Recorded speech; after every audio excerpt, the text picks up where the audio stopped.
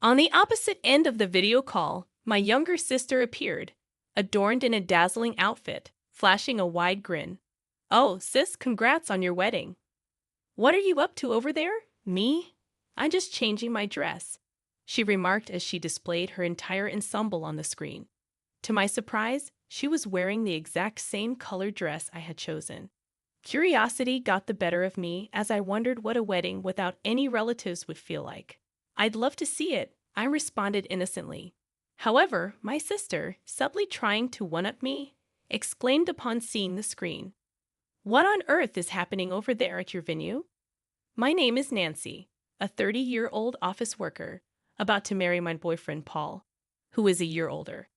We both share a passion for watching professional baseball and met at a baseball stadium.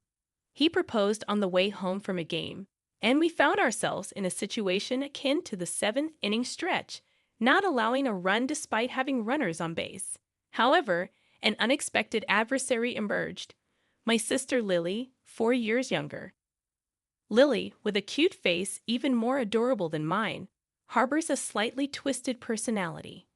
She has been imitating me since childhood, copying everything from school activities to clothing and hairstyles. Despite complaining to our parents, they always sided with Lily. While our sisterly relationship isn't bad, there were moments when the greatest hate sprang from the greatest love. Even in matters of marriage, Lily mimicked me. After introducing each other to our parents and going through the engagement process, Paul and I started preparing for our wedding. We embarked on a journey to find the perfect wedding venue, meticulously comparing estimates and dates, engaging in serious deliberations. Our dedication mirrored the careful consideration we put into predicting the starting lineup of our favorite baseball team. After exhaustive effort, we discovered a venue where we could hold a ceremony on the anniversary of the day we started dating. Destiny seemed to guide us. "Let's have the ceremony here," we decided. A few days later, a call from Lily surprised me. "Oh, sis, I decided to get married too."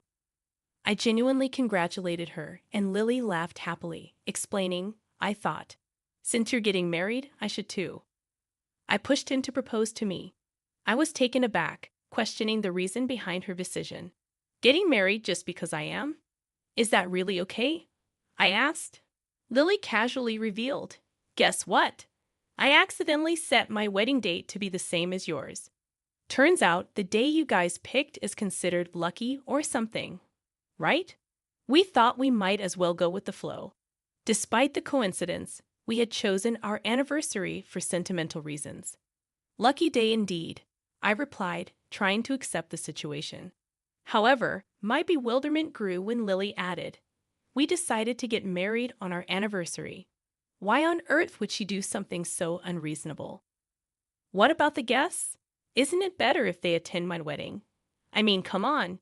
Guests will have more fun if the bride is cute, don't you think? You just can't pull that off, sis." I was left dumbfounded by her audacious plan, contemplating the impact on our guests. "So that's the plan. All our relatives will attend my wedding."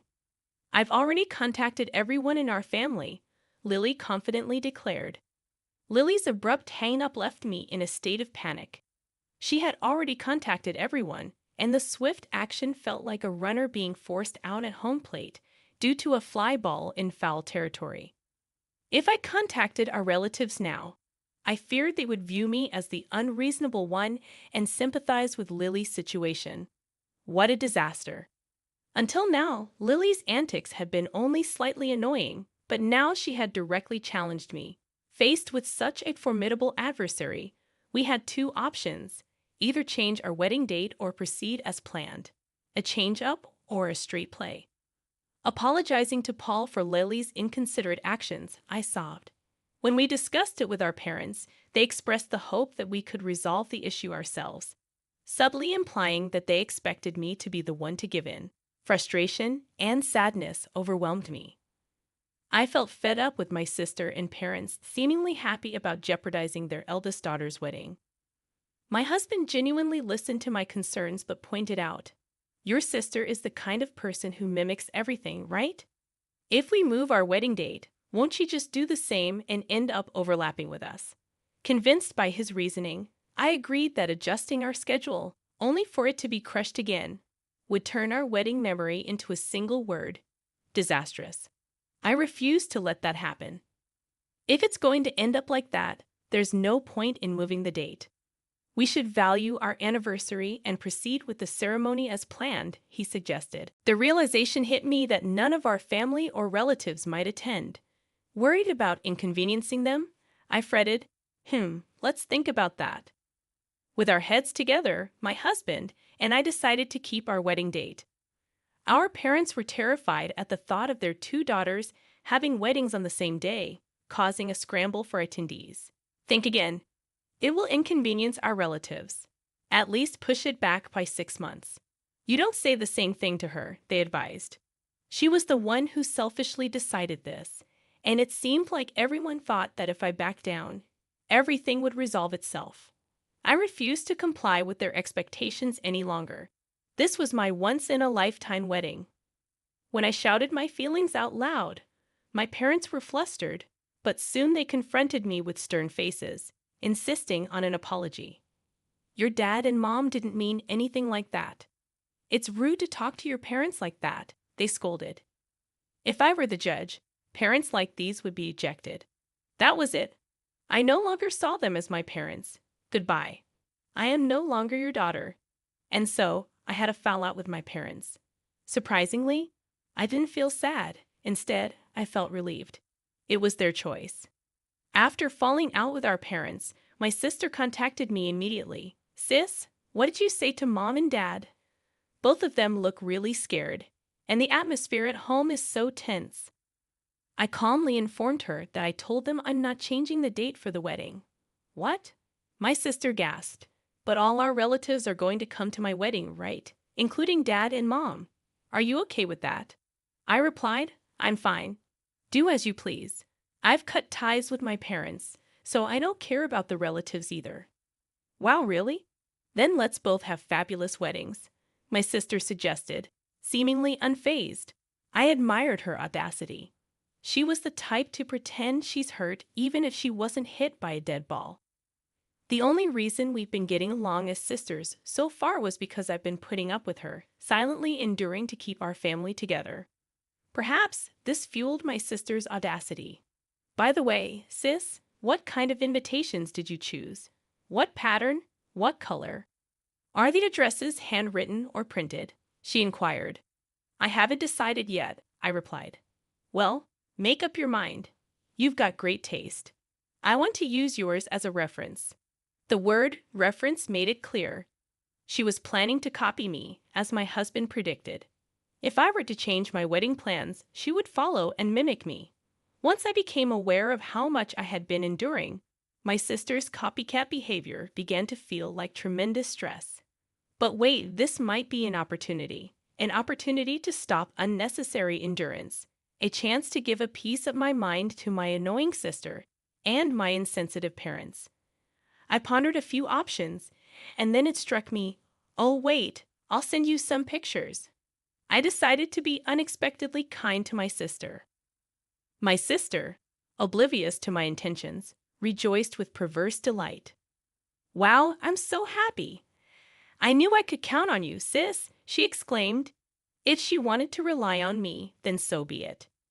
Even I am capable of pulling off a trick play. After that, I lost all contact with our parents. We cut ties. But I still kept in touch with my sister. As expected, she chose the same invitation I did and politely sent one to me as well. Then she started fishing for information about my wedding. As the wedding approaches, our frequency of contact has increased. What color is the dress? What kind of fresh flowers? What is the ratio of men to women on the venue staff? I grew increasingly irritated by my sister, who asked me about everything. Then she sent me a text that read, I've chosen this dress. It looks good on me, doesn't it? With a picture of herself wearing the exact same dress I had chosen. If she wanted to mimic me that much, then let her. Finally, I made a phone call to my sister for the first time since the day she informed me of her wedding date. Hello, so I changed the menu for the wedding a bit. She was surprised, asking why. I upgraded the meat dish, asked for a better drink course, and added one more appetizer. She responded with a puzzled "oh, huh? What does it look like? Do you have a picture?" I replied, "Sure, but what will you do after you see it?" She requested to see it, and I told her, "I'll use it as a reference." By reference, she meant to use it as a model, doing the same thing. I sent her the picture, but not without a cautionary note. Make sure you discuss it well with your husband. Changing the menu can significantly affect the wedding expenses. You said you couldn't afford any more expenses last time. I know that. But if you guys can do it, then of course, we can do it too. That's what you think. It would be nice if you could. My sister urged me to send the pictures immediately and hung up. I let out a huge sigh. Watching me, my worried husband said, "Why don't you stop contacting your sister? It's stressful, isn't it?" Yes, it's stressful, but I can't stop now. I've decided to teach her a lesson. If I back down now, I'll end up going down the same path as before. I can't stand that. It's okay. I won't stop. This is a battle between sisters who share the same blood. I'm going to win this fight. This is the WBC for my sister and me. Not the World Baseball Classic, but the Women's Bridal Classic, you knucklehead. On the day of our weddings, my husband and I were both nervous. There was stress about being in the spotlight on one of the most important days of our lives, and we worried if everything would go as planned. However, once the ceremony began, all the nervousness vanished. Everyone we invited watched us with warm eyes, and I was so happy that I burst into tears. The reception following the ceremony started smoothly, and I was on cloud nine. Even during the reception, I kept my smartphone close by for taking photos with the attendees. Then my phone rang, thinking it might be bad timing, but when I checked the screen, the call was from my sister. I hesitated for a moment, but then moved to a corner of the venue to answer the call. On the other end of the video call, my sister dressed in a gorgeous outfit was grinning. "Oh, sister, congratulations on your wedding. What are you doing there?" "I'm in the middle of changing my outfit," she said, showing her entire outfit on the screen, the exact same dress I chose. "I was wondering what it's like to have a wedding without relatives. I want to see, show me." "Okay." I switched the camera and showed her the venue. Seeing the situation, my sister raised a surprised voice. "What's going on with your venue? It looks like a standing party." That's right. Instead of a regular reception, we decided to have a pay-as-you-go wedding reception party. What? When my sister decided to have her wedding on the same day, we realized that a regular reception would be difficult. Honestly, we felt helpless. So we consulted with the venue staff, and they proposed this idea of a pay-as-you-go wedding reception party.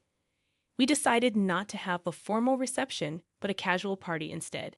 We made the opening speech, the toast, and the closing speech. The rest of the time was dedicated to chatting and recreation. We asked the guests to contribute an attendance fee and didn't accept any gifts. The food was buffet style.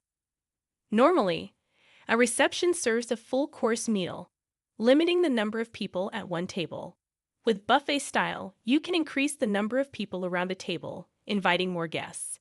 The attendance fee multiplied by the number of invitees became the budget for the reception. So the more you can invite, the bigger your budget becomes. And because it's an attendance fee and not a gift, it's easier to manage the finances. We were able to increase the grade of the food within our budget. The reason I was able to be on the phone at the edge of the venue despite being the main character is that it's a casual party. I didn't know anything about that. I wasn't told. Why not? Because you would have just copied it. I didn't want you ruining my special day anymore. If I told you, I would have to tell the bosses and relatives that I already invited not to come. On the other end of the phone, my sister's mouth was hanging open, her face looking a bit pale. "That dress looks good on you." "Hey, yeah. But you're going to wear it too, right? You said you were going to change outfits." "I've already worn it for the photo shoot, so I won't be wearing it today. We're changing into the team's uniform for the rest of the ceremony. We've invited our fellow baseball fans. We're really looking forward to having a blast. But that's nothing like my wedding. It might not be. Well, let's both have a wonderful day. Bye. With a full-hearted smile, I waved to my sister. I felt refreshed, like I had finally settled a grueling match. I returned to the circle of guests with a bright mood. Later, I sent a postcard announcing my marriage to relatives. According to a relative who called to congratulate me, my parents avoided talking about me as much as possible on the day of the wedding. When asked if we had a fight, they replied, "She is no longer our child." Wow, so I'm no longer their child. Just what I wished for. I don't need parents who take my sacrifices and patience for granted. I'll leave them behind. My sister was emotionally unstable in the latter half of the wedding. Up until then, she was over the moon as the star of the show. But that changed as soon as she came back from changing her outfit. She was restless and couldn't calm down, nervously attentive to the staff's movements and the flow of the reception. She even asked if they could change the dishes from that point on, or if there was anything that could be canceled. How unreasonable. The venue staff must have had a hard time. As long as she was copying me, she could escape responsibility by saying, "I did the same as my sister." But this time, on the big stage of the wedding reception, she couldn't use that excuse because my sisters and my weddings were completely different. The responsibility for ignoring the budget and demanding upgrades to the food and changes to the outfits all fell on my sister. She probably started looking for a realistic line in a panic, but it was a little too late. According to the relative who told me the story, the food was wonderful because they changed the usual menu to mimic the food at my wedding party. It was a special menu, and on top of that, they upgraded the food. So the cost of the meal alone must have been hefty. Changing outfits also incurs costs for the dress and makeup. I wonder how much the total payment was. It's like signing a free agent without considering the team's budget, and as a result, the cost unnecessarily ballooned. The relationship with the husband's parents deteriorated, affecting the couple's relationship. Their marriage started with the relief pitcher getting burned and giving up a lot of runs, so it's no wonder it didn't go well. They apparently separated soon after they returned from their honeymoon, but my sister, it seems, can't even return to the family home she should have been able to rely on. In our parents' home from which the crucial element, me, had been removed, the relationship between my parents and my sister seems to have become rapidly unstable. She told me everything, probably to put the blame on me, even though I hadn't asked for any of it. Divorce seems inevitable. It's a pity, but I don't feel guilty at all. When she finds her next partner, I hope she will think and act independently. Once the rush of the wedding was over, my husband and I visited my in-laws. We went to express our gratitude once again to my in-laws who understood our decision to forego a wedding ceremony and reception with relatives and to hold a wedding party instead. To our surprise, my in-laws had prepared a luxurious cake for us as a surprise. The room was beautifully decorated, and there were pretty flowers everywhere. They warmly welcomed us, congratulating us on completing the party. Despite not being able to see their son in his tuxedo because of my circumstances, they were incredibly kind to me. I was so grateful and moved that I burst into tears in front of my in-laws who were holding up their cameras. My husband and I cut into the cake together, wedding cake cutting. Despite losing heavily to the opponent's lucky 7th inning, we managed to hit a grand slam and pull off a spectacular comeback. We swept away the old family, and now it's the start of a new life. We will surely be happy from now on.